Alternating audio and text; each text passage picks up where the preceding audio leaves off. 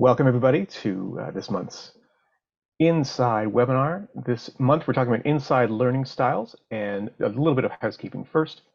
The webinar is being recorded, so if you missed some of it or if you know someone who couldn't make it, the recording will be available in the coming days.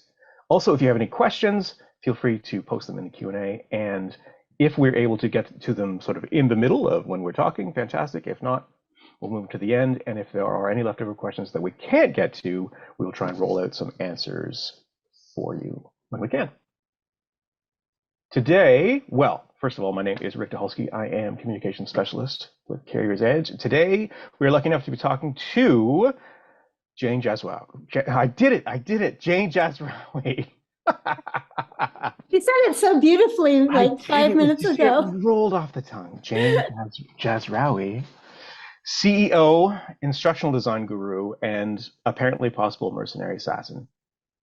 Yeah, it's for you to know, or for me to know, and you to find out at an inopportune time. That's exactly right.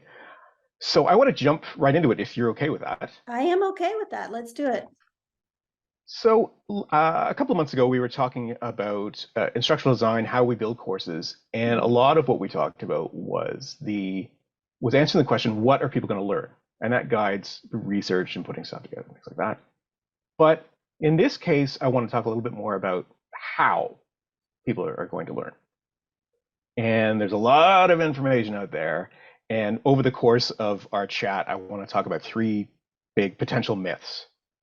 And the first one is learning styles. Now, if I go on to the Google and I look up learning styles, you're going to get like 2 large bodies of information. The first is, oh gosh, learning styles. People have very specific ways of learning. This is just how they do that, and you've got to figure out, what kind of way you learn, and that's it. And then in the other bucket of knowledge is like, no, that's actually, the research says that's false. That doesn't happen at all. I mean, I suppose there's a third section, which is like Facebook quizzes will tell you what learning style you are from some favorite Marvel character. Yes, exactly. What Marvel character are you? Yes. Yeah. So what's a learning style? Right. Are they real, and do they help us inform instructing people at all? Well, if you listen to our podcast, or I talk about learning styles a lot, so I obviously have some belief in them. When I was sort of in the 2000s, learning styles became really, really popular. And I kind of call it's a little bit like your horoscope, right? So whatever your sign is, if you're into that, you know what your horoscope sign is, or like there's other kinds of things like behavior profiles like Myers-Briggs and things like that will tell you something about yourself. And people like to know about themselves, especially their brain. Like, you want to know how your brain works. And if people can kind of tell you or put you in a bucket that helps you understand why you might think the way that you do, or try and figure out how to make it easier for yourself to process things, then that's great. I think the biggest problem with learning styles is that the education system started trying to say you must teach to every specific learning style by itself. And the learning styles, there are some basic ones. You either learn visually, so pictures are really helpful. Auditory, so listening to the spoken word is very helpful. Kinesthetic, where moving around and practicing, is very helpful. And the theory is really about, if you only teach to one style, nobody else can learn.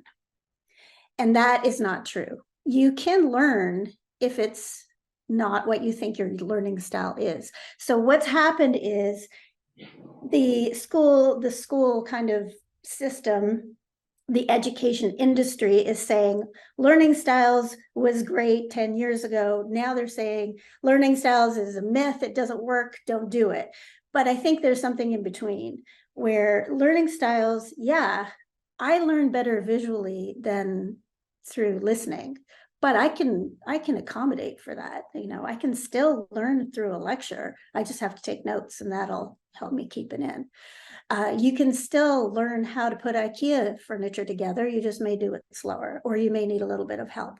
So really, learning styles is, I wouldn't throw it out, but I wouldn't say that you have to teach for visual, you have to teach for auditory, you have to teach for kinesthetic. And that's where I think the confusion comes from. Okay. So is it possible then to teach to those several of them at the same time? Or do you just sort of like, first I'm going to do auditory and then I'm going to switch to this? Or no, I mean, what you want to do is not forget. Okay, let me go back, because what people tend to do is they tend to teach in a certain way. So I'm going to go back and not look at the learners, because really learners are your audience. You're going to inflict on them something, right? So it's either going to be something helpful or something that doesn't work, but the learner, it's not their responsibility. It's the teacher's responsibility. So what do you do? So you know that people would prefer to learn in different ways. How can you reach all of them? Well, what you do is you look at the material. That's what I generally do, and try and think of the best way to show or explain that material. And sometimes a diagram is best, or a picture, or photos. Sometimes talking or lecture is the best. And with a lecture, you generally want to have some visuals, because it's kind of boring without. And when you have something that requires practice, give people practice, like let people do it with their hands.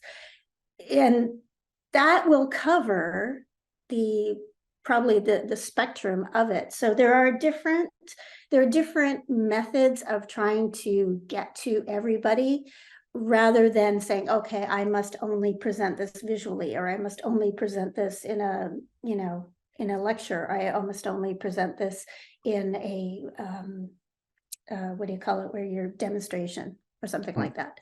So you have to mix it up. And when you are really good at, like, when you are skilled at teaching, you can sort of identify where people are picking it up better. So what you do is you throw out a whole bunch of things. If you've never done it before, you throw out a whole bunch of ideas and see, are these people learning this in, is this easier for these people? Is this easier for this people? And what I think is the most important thing about an instructor is that you have to be able to see, you have to be able to notice what the response is. Just like a conversation, teaching is much like a conversation. And so you have to have that ability. If I'm looking at you and you look completely bored, then maybe I should stop talking, things like that. I mean, well, you make a good point, but I'm wondering, because we started off talking about learning styles. What learning style are you, like from the perspective of the learner? We switched pretty quickly to what the instructor is doing, but is there an obligation on the part of the learner to figure out and communicate what is and what isn't working for them? Like there's a lot of kind of self-awareness there, right? There is a lot of self-awareness, and I think it's incumbent, going back to the instructor, if the instructor doesn't give people the opportunity to tell them how they're receiving the information. So it's not like every student has to go in and say, I'm a visual learner, or I'm don't teach me anything without letting me play with it, or don't teach me anything without giving me a video or whatever. People aren't going to do that. Being the learner is a very, people are not, you got to be really, really confident to do that. The instructor is controlling the class. And even when it's online, you are in control. So you kind of have to guide people through what you want to learn and how they're going to learn it. If you give them the opportunity to ask for, or you give them the opportunity to give you feedback, that is when you're going to figure out where things are going right or going wrong. So quick, ask questions a lot. So when you're talking to so I'm going to talking about classroom, ask questions, constantly ask questions, because what that's doing is you're making people think about what they've learned. And we do this in our online courses as well, where we're constantly asking, every couple of pages, we ask questions. And that is to kind of get their recall going. So you say, okay, hours of service, how many hours can you be on duty in the US? And so, people would be like, oh, wait, do I know that? And they can go back, or they can say, oh, wait a minute, I don't know that, or wait for somebody else to answer in a classroom. And that is also part of helping people learn, is making them recall it, or watching other people do have the correct answer. So that, and then as the instructor, if nobody has the right answer, you didn't do a very good job. That's your feedback. Right. I think certainly as kids, we all had like that one teacher, who said, if you're not getting it, the problem is with you, it's not with the material. And they were wrong. Right? Oh, absolutely. Yes, absolutely. Yeah. The problem, oh, go ahead. No, I want to be clear that we're talking about contexts that include online learning, also in classroom, and I suppose like even one-on-one in cab, if you've got a trainer, right? All these things that apply to those situations. Yeah, I would say that the thing that I think is the hallmark of, if you can, like in-cab trainers, can you get someone to back up correctly? Like that seems to be the hardest thing ever to teach somebody. And some people cannot learn with a particular instructor. And it's not that they're visual learners or kinesthetic, like it doesn't matter the kind of learner. It matters, it could be the relationship between the instructor and the person. Sometimes you need to switch. And that's perfectly okay. It doesn't mean that you failed as a teacher or an instructor. It just means that, a person's light isn't going on. And when I said to you before is that training is an art, not a science. And you can try to apply all of these rules, but it's not going to work. You're going to fail. Really, what the art is the connection with the person that is learning. And if you can't make that connection for whatever reason, then no harm, no foul. Like some teachers just aren't going to connect, but you should give the student the opportunity to switch. That's the really, really important part, is don't assign blame. If they're not getting, if you can't back up and you're just not getting it, and you're getting frustrated, then switching an instructor can make or break that, just because it'll be just, sometimes a change is actually the magic. Is if you change a personality, that can be the magic. It doesn't mean the first instructor was bad. It just means that someone has some click. So there's all kinds of things that go into it. Yeah. So you're saying that the trick to that isn't just saying it louder and louder and louder until you're yelling, and then eventually they'll get it, right? I have had that. I've had that. And then what ends up happening is I start yelling at somebody. When I'm the student, I'm not very patient. Like, it's like, I'm not getting it. And it doesn't, sometimes it means I have to get my hands on it, or sometimes it means that somebody has to stop and just start explaining it a different way. Okay. So two things. I'm trying to decide which way to go first. And so I will go this way. Assessments. So we've been talking about learning styles with respect to presenting the information, and you touched a little bit about, checkpoints and getting people to sort of do that thing. When it comes time to assessments, I feel like my personal experience with assessments has been very narrow. It's like it's a test, right? Maybe it's multiple choice, maybe it's short answer, whatever it is. Is there a way, or can you do assessments in a way that still considers this broad spectrum of learning opportunities? Yes. And I would call it, there's actually a different name for it. It's more like learning strategies rather than learning styles. So the different types of learning, where you can have different kinds of assessments. So the online learning one that we do most of the time is quizzes that you basically multiple choice, drag and drop. You can, get someone to think about something and recall some information.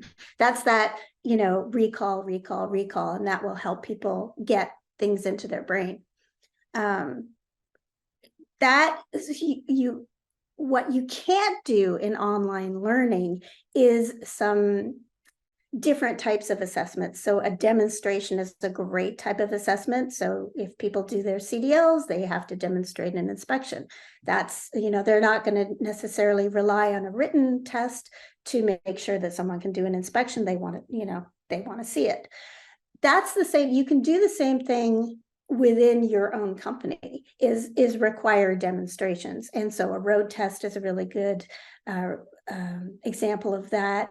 But you don't have to limit road tests and demonstrations of an inspection to just orientation or before hire. You can do it, you can do demonstration like all the time. Like you can do it whenever you feel like it. You can do it in the yard when a driver comes in. You can do it, call them in for whatever type of demonstration you want to do. And what we do is we have things called put it into practice. And these are ideas of things that you can do outside just the online experience so that you can move it into, other types of practice. And those practices can be evaluated. That can be an assessment as well. And that will give you a lot of information about how well somebody understands something. Tests can be nasty because if people are not able to take tests or they don't have a really good command of the English language, then tests can be hard. But when you do demonstrations, then you get a much more balanced view of what this person knows. So that's why it's really important to have different ways of looking at how someone is doing their job. And then you can give them help and support in something like a written test or something like where they're having difficulty doing something like backing or inspections or something like that. Right. So just because someone did poorly on a test, say a written test, doesn't mean they didn't get the material. It's just that may not be the best way for them to express how they got the material. Yeah. Yeah. Okay. And so this is going to take us in a slightly different direction, but connected. I had this experience this morning where someone presented to me a workflow chart. And this came up and it was very, simple tagline. Hey, I hope this really helps you in this process. This is very illuminating. And I looked at it and it was like stepping on a rake for me. The experience of, I have no idea what that is. I'm looking at it.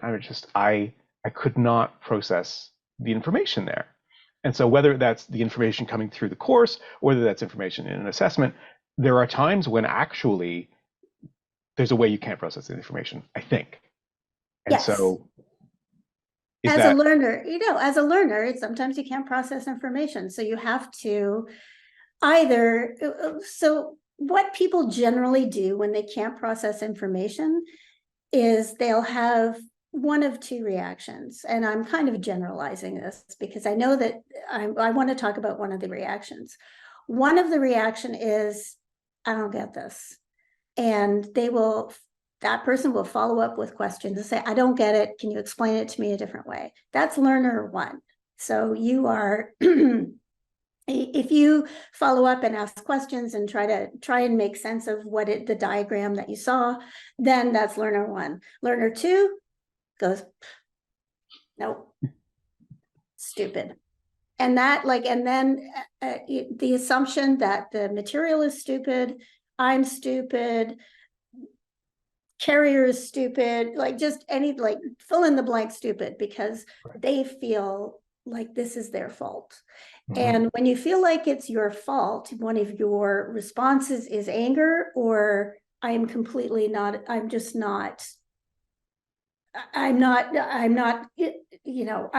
even having anything to do with it. I'm not engaging with silence. That No engagement, silence. And those two reactions are a really good way for you to understand if people are feeling like that there's something that they're doing wrong. Right. So behavior is communication. Right. So in the classroom, little Johnny does lots of great things, but at some point the teacher says, okay, we're all going to read a paragraph. And as the book gets passed around, it's going to be Johnny's turn. He turns and he smacks his friend right in the face and gets sent to the office. Mm-hmm. And the reason he does is because he's stressed. Mm-hmm. And he gets sent to the office, and it was successful because he doesn't have to read in front of the class if he's uncomfortable reading. And it is easier psychologically for him to feel like to be seen as the bad kid than it is to feel like the dumb kid. Exactly. Oh my God. People do not like feeling dumb or stupid. They don't like feeling that way. But And that one kid of, grows up and gets a job, Mhm. and maybe he goes into trucking and he's amazing and he can back up and he can do all those things. But when the trainer comes and says, all right, we're going to do this course, that's dumb, that's stupid, Yep, he's actually communicating something. that is exactly right. And you don't know what it is, but it's usually a good idea to kind of drill into it, whether people like it or not, and kind of, do you not like the content? Do you know what is it about? And do it in a way that's asking questions, trying to find out what is happening. And sometimes it's the fact that the content is not presented very well, and it's confusing. Mm. And when you start, when you've taught things over and over again, then you start realizing which parts are confusing, which parts are, and then you can change them, which parts are, for whatever reason, could be somewhat insulting, unintentionally, but that can happen. But you have to ask, as the instructor or the organization, you have to find out, you have to drill down into that. Whether, it's probably going to be embarrassing, but Mm.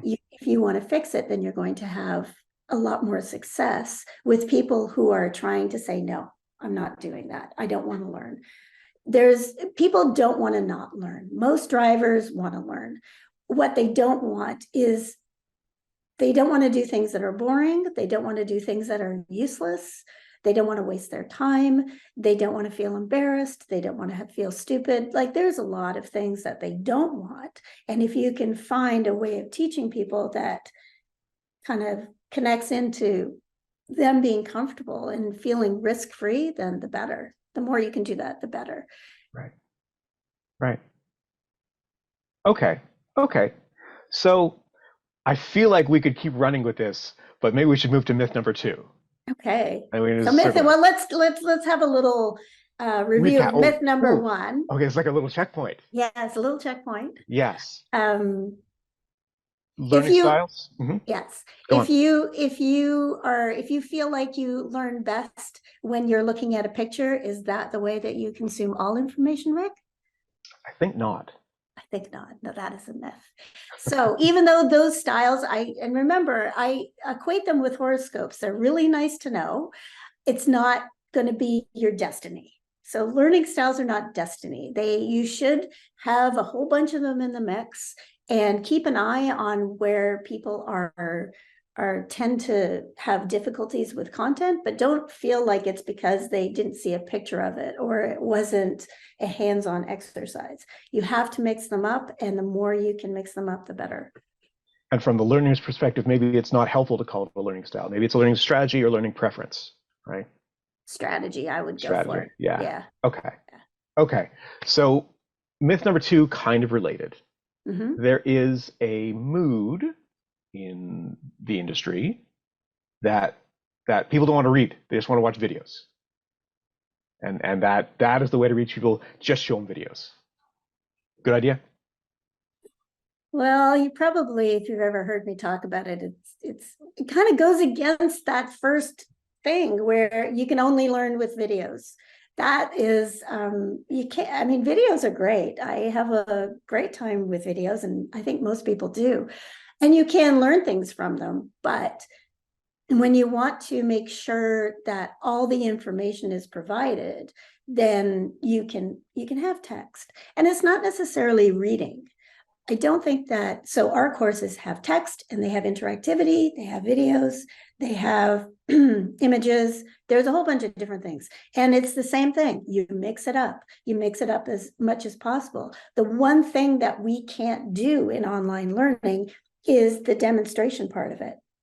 We can demonstrate understanding of knowledge, but we can't demonstrate that you can actually physically back up a truck or change the oil or, do whatever manual task. We can't do that. We don't have, I guess we could do it if we had VR. But at this point, no. So the important thing is to, again, mix it up. So if you're only showing people videos, that is a very, very passive way of providing information. And you can do it to a certain extent, but after a while, it's going to get repetitive. And what we try to do is have different things in courses based on the kind of content that we have. So if we have something that is a very communication oriented thing, then we have a lot of questions around scenarios.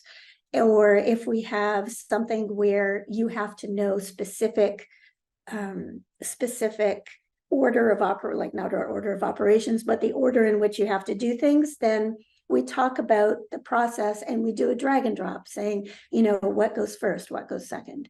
So what we try to do is try to gear the information that we have into a particular style of writing or a particular style of activities, whereas a video is kind of one stop. You're just showing it, you're just demonstrating it. Right. And like I said, if you don't juggle it up for a little while, then people start getting really complacent. It's just like when you drive the same way or in the same direction over and over and over, you stop remembering that you did it. And that complacency can happen in learning too. You're just like, oh yeah, I'm going to answer 3 questions after this video, and it's probably going to be the third one that's the right one. I I feel like I've heard you say in another context about videos, one of the issues is you don't know how long it's going to go. And Yeah. there's a expectation management issue there. But I suppose that goes beyond just videos. About managing your learners' expectations generally seems. And I think that, yeah, managing learner expectation, this is another strategy. This is something that people, they're so focused on what kind of learner you are, they forget that people need some sort of guidance in this process. And I'm going to go back to that whole, the instructor is kind of the boss in the room. It's their room. It's almost like an actor on the stage. You have the same, it's the same feeling that you're directing people, and how they experience training is going to be a lot related to what you provide in the room. So if an instructor, if you do an online course, and this is the case with video, unless you know the amount of time that the video is going to happen for, you're not quite sure what's going to happen. Like, you don't know how long it is, you don't know what you're going to learn, you don't know, if people don't know ahead of time, they tend to get very annoyed. So I'll tell you a story about learning. And this is a story that involves Mark.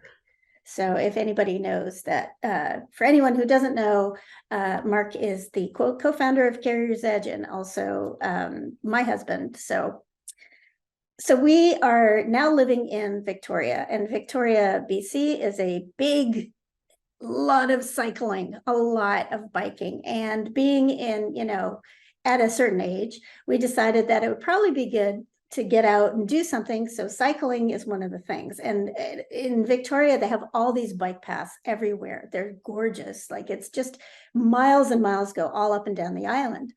So we decide to go biking, and I don't have a real problem with biking because I did a lot of it. I do a lot of like cycling classes, so I'm used to hills and things like that. Mark is not so much. He's not a big biker. So we're on our first big biking trip on a trail, and he's like complaining and really wants to turn around and go home. And we haven't really gone very far. We've maybe gone 2 kilometers. And so I eventually push him, and we get a little bit further, and then we get home, and that's fine. And then the second time, it was so much better. We went the same way. We didn't do anything different, but he knew where we were going and he recognized all of the places. Even though he'd seen it on a map beforehand, when he doing it in real life, it was much more difficult for him to, like, in his head, figure out how far he still had to go, because his main issue was, is he going to manage the way back? His big fear, and he didn't tell me this the first time, was that he was going to go so far that he wouldn't make it back, which I thought was kind of cute. But so the next time he did know, he was very good at understanding how far he could go and how far it was going to be back. And that time he said, I think this is why I was so stressed the first time, is because I didn't know if I was going to be able to make it back. Now, going back to learning, those signposts are really, really, like, well, this is what Mark was saying, is I was recognizing the signs and I was recognizing the streets, and then I understood how far I'd gone. And this is the same thing in learning, is you have to tell people what the signposts are. So what we do is we'll say, here are all the things that you're going to learn, and these are the pages. This is why we have our list of pages at the beginning, saying these are the pages you're going to go through. This is what you're going to learn. Here's how long it's going to take. And we do that very specifically. It's like the most boring page in the entire course, but it tells you what's going to be at the end. So you kind of have a sense of you're getting to the end. And when you have a video that doesn't have learning objectives or a series of things that you're going to learn, then the user is like Mark, where they don't know where they are. They don't know how much more there's going to be. And they don't know if they're going to kind of make it to the end. And it's very important that people, especially adults, have that guidance, have those signposts, because their time is valuable. And when you have a video that doesn't have any of those guideposts, or worse, tells you you're going to learn something that you don't actually learn, then it makes the learner feel very frustrated, and you get that sense of, I don't want to do this anymore. I don't like this. And what has happened in the industry is that people have gotten to the point where they think that drivers can only take short amounts of content. That was my next question. Yeah. And that's really because videos that go on and on and on, and you don't know when they're going to stop, are frustrating. So people are like, no, give me something shorter. And people can take a lot of content. They just need to know what the expectation is and where they are in the process. And I think we do a very good job of doing that. If we don't, hopefully somebody will tell us. But I think that that's a really important way to be successful in learning. So if you're doing a classroom course, or you're doing a road test or something like that, telling people how long it's going to be is really helpful, because then the learner's like, okay, I think this should take about 40 minutes, or it should only take 15. But if they're prepared at the beginning, then they will behave accordingly. If you say, I don't know how long it's going to take, could be 5 minutes, could be 2 hours, then people are going to be like, what's it going to end? Right. And then they stop focusing on the material, and half their brain is like figuring it. What does the clock say? What What does the time is clock it say? now? Yeah. So in class, that seems important to lay out the learning objectives, the expectations. On the road, that takes a lot of extra planning, because you don't know if the person's going to get backing out right away, or if it's going to take a little bit of extra time. And so I suppose you should hive that off. Theoretically, it takes this amount of time. These are the things we're going to work on today. And Right. And if someone isn't getting it, then there should always be like an alternate plan. So if you don't get it this time, then you get an opportunity to practice again tomorrow, or you get an opportunity to do this, or we'll send you to this instructor. So there should be, if you have an alternate plan, I'm trying to think of a better word for this, but it's like a contingency plan. Mhm. So if you are really with it, you're going to get it in half an hour. If you don't get it, here's the extra help. If you still aren't getting it, then we'll reassess. Or, there's another strategy for some, and there are certain things that are harder than others. So as the instructor, as the carrier, which is hard and which is not. So for the more simple things, you probably can assign less time. For the things that are more difficult, you're going to assign a range of time, and don't make it 1 to 4 hours. You would make a range of time, between, I would do like an hour, hour and a half, and try to keep it within like no more than 2. And then tell the learner, if we're not getting it, don't worry, you're not the only one. You can practice again now. And that whole "you're not the only one" is very, I don't know how important. I mean, I should have probably started the thing off with, make sure you always tell people it's not just you. You're not special. It's you. There are tons of people who don't get it. And I find this with my kids, who constantly are telling me that they feel like they're the only one in the room who doesn't understand. And my theory is that if I don't understand, at least half the audience doesn't understand. So you should not, as the instructor, make people feel like they're not being singled out, that they have an opportunity to get more help or get more practice, and it's not their fault. This is something that the carrier wants to offer you. And I think with a lot of the new entrants that we have now in the industry, those people who are not used to heavy equipment and doing the things that you do in trucking, they're completely new, need that extra help and need that extra time.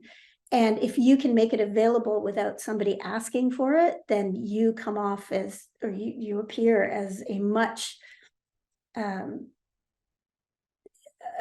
better organization as a whole, that you care about drivers, or you care about your employees, because you've already thought of this and now you're going to apply it. That takes a lot of, we've touched on this before, it takes a lot of sensitivity and planning on the part of the instructor. And so just because you were great at knowing a certain thing doesn't mean you're ready to jump in and teach other people, right? Right. You have to have that, they have to have that ability to have an understanding of how other people's brains work, or an interest. Like if you are not interested, if you just want to tell people things and you're not really interested in hearing what they like, the feedback, then you're probably not going to be a great instructor. If you are, you have to be invested in the other, like in your audience, you really do. And you have to be able to tailor how you are working to that audience. So you have to be a little bit of a performer. Right, and have some emotional intelligence, right? Yes. To get those nonverbal cues, right? If someone suddenly, if half the class is starting to look like this, something. And with online, that's even harder, because you assign a course, you have no idea what people think about that course or how much they learned. So what's really, really important is that you don't do it in a vacuum, that you have some other follow-up somehow to, maybe not every single course that you assign drivers to do online, but to have something that allows them to demonstrate their skills or allows them to have a conversation. So even if it's a follow-up phone call, like when you do calls to your drivers, some people do them, dispatch calls them or safety calls them, then talking about the online learning that they did and give them a couple of questions and, how did you find it? Was it, do you understand this, this, and this? Do you know what you have to do? That kind of thing. It's very helpful as follow-up. And you will get that feedback. People will tell you if they hated it or they loved it. Right. Yeah. And I guess this moves into the third myth, which is actually more of a mistake, I think. And it's, again, linked to everything else that we talked about, that a lot of instructors will approach it as, the way I learned is the way people learn. Like if I learned it that way, then it must be a good way to learn it. and so I should just move off And do the same thing. and do the same thing. Yeah. Yeah. Yeah. Or they just, or people who just think a list of bullet points will do it. And that's Right. really not how the bullet points are. I've railed on about bullet points before. Bullet points are great for notes, but they're not really, you shouldn't be your script for teaching.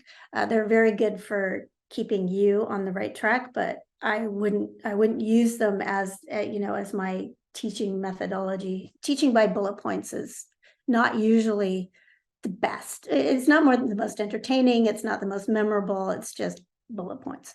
So when sometimes people will provide content that is really complicated and they don't think it, the person who's presenting it doesn't think it's complicated, but the people receiving it are like, I don't get it. And sometimes, well, if you do it in class, you often see it on their face. And sometimes the reaction is a non-reaction.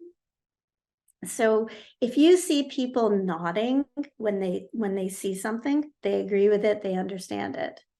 Or the opposite, they don't know and they see everybody else nodding and they're nodding too, just Yeah. to be in the crowd. But generally there will be a bunch of people who nod, and so you get the sense that you can kind of look around and see.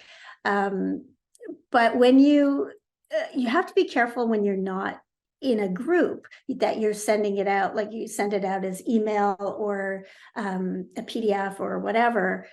You have to be a bit careful that you make sure that people understand. So you can, things like diagrams and timelines and how you word things. I had a really very small, it really didn't make any difference. In BC, Remembrance Day is a holiday. In Ontario, it isn't. I think federally it is, but depending on what province you are, you have Remembrance Day on or off. And I asked my team, and they, who are both in BC, and they said that they were, I can't remember what they said, but the word switching was happening a lot.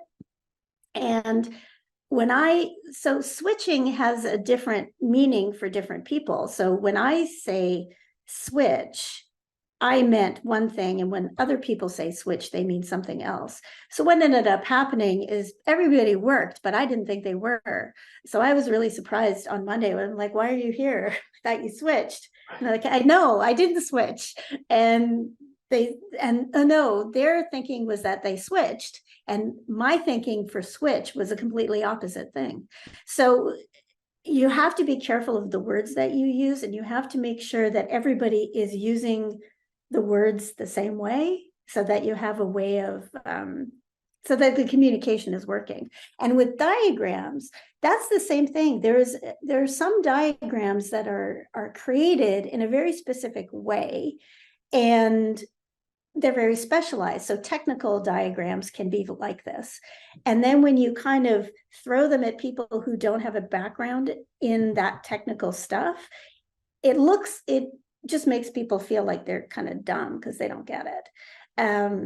So you have to be careful that everybody is looking at the diagram the same way, or looking at the hours of service, like looking at a log file, looking at it the same way. And that's where online learning is really good as a foundational piece. And then people can talk about it and say, that's where when you talk to each other, that's when you realize where the miscommunication is happening. And it's just because, one thing can be construed multiple different ways, and you need to make sure that everybody is on the same page.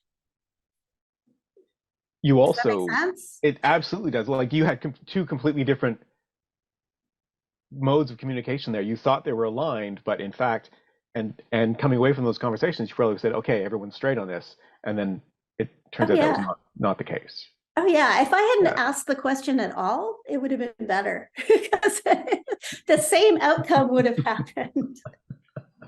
So sometimes you get into that, but it's kind of when you're doing a classroom course, or you're doing a one-on-one or something like that, it's really, it doesn't take long to figure it out. But when you're providing written documentation, you may not find out that people are misinterpreting it until way later, unless you follow up. So often, if you're sending out instructions to people, and instructions are sometimes better than an online training thing, that you just send out a list of instructions, just make sure that everybody is understanding the instructions the same way. So that's Mm, where process fails happen, is because people are like, well, no, that said this. And then you realize, oh, there was a big gap in there and I didn't tell you a very important thing. And that's where a lot of training can really fall down. well, you also made me feel better about something when we were talking about that workflow chart that really stumped me. I'm just like, oh my God, I'm stupid because clearly grown-ups communicate like this, and I don't have a clue. And one of these things you said was you've got to teach the right thing first. Mhm. And it is possible to be a great teacher and to be sensitive to your learners and to do all these things, but still blow the whole thing up if you don't teach the right thing first. How do you know what the right thing first is, though? It's always the simplest thing, and I've said this a number of times. I always use the example of division. So if you're learning to divide, you have to learn addition, multiplication, addition, subtraction, and multiplication first. You can't divide without learning all three of those things first. Hmm. I'm looking at you to just see if the Hmm. light's going on, because division includes all of those other three operations.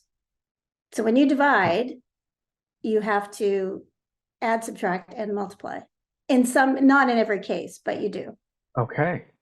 So you need to know all of these things, or else you're just going to be super confused. So whose fault is that? If I decide to teach you division right now, and well, like you're 4 years old and I teach Right. you division right now, you're going to be very confused. And is it you're bad at math or I taught you badly? So badly taught is a very important thing. If people are not teaching the right way or teaching if you start with the most complicated thing first, then you're probably going to make people feel like they're not very bright. Mhm. You're going to make people feel stupid. So if you start, I'm going to go back to backing up. If you start if you start your road test with, or if you start teaching people how to drive and you start with backing up, it's probably a much more difficult way to teach people to drive. You want to start by teaching them to go forwards. You start with the easiest things, going forwards, putting your foot on the accelerator. And then you take everything and put them in little chunks. And these little chunks have to be more and more difficult and more complicated, but you should be able to go from the simplest thing to the most complicated by building these little different chunks. And like I said, and I don't want people to get the sense that this is something that you just know. You can make very educated guesses on something that you haven't done, or look at something that you've taught the same way over and over and over again and see if it's actually the simplest. Because I see a lot of people with very settled training programs that are not taught the easiest way. And then people just think you have to be smart or something. It's because you're not starting with the common denominator, the simplest thing. So for example, you're teaching hours of service. The first thing you want to do is give everybody the basic rules. Don't start with the exceptions.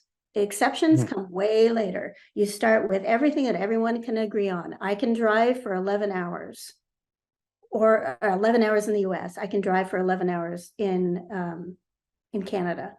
And then all of that stuff about brakes and things like that can come later. You get what can I drive? What do I have to do off duty? So give them the basics, make sure the basics are there, and then start talking about all the exceptions. Because if you start talking about the exceptions at the beginning, then people are going, oh my God, how am I going to remember that? Start teaching them about California. And Yeah, start with California for everything. That will be very simple. right, right. Okay, so I want to talk for a couple of minutes about the difference between learning and engagement. Okay, but first I want to just set everybody's expectations that this is going to be the last question, right? Correct. Because Okay, and we'll because be we're coming done. down to it. Oh, should we do a checkpoint on this on our last myth here? It's the, Yes, our last myth, which is which one? Video is better so or video is better was the second one, which is like have your expectations and your sign points and your signposts, and actually do that even beyond video. Do that pretty much everywhere you're yes, teaching. And the idea that short is better is actually just a function of not having those other things. right, Right. Right. exactly. And if Short you is better is have not them true. on a video, you're probably fine. You're probably fine.